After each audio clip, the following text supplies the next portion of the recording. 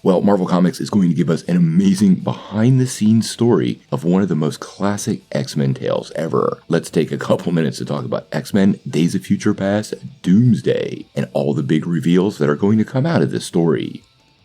Well, as many of you know, 2023 actually marks the X-Men's 60th anniversary. And this July, artists Manuel Garcia and Mark Guggenheim are going to reveal a never-before-told story that precedes Chris Claremont's and John Byrne's classic X-Men story, Days of Future Past.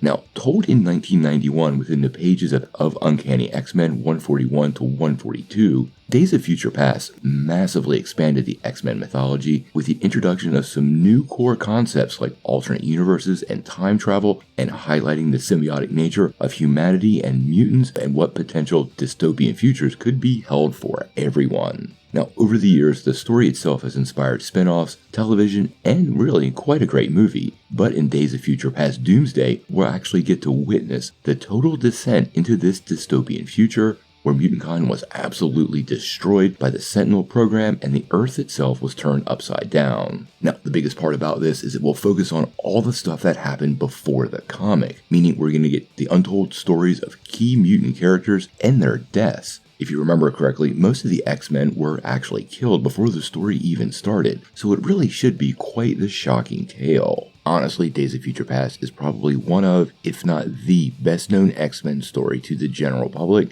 and one of the most popular ones with fans. The irony that it was just a few issues back in 141 and 142 has always been something that has struck me funny, but the life that Chris Claremont's creation has carried on beyond its publication is something that it seems like Marvel is recognizing, and I think it is a great way to celebrate the X-Men's 60th anniversary.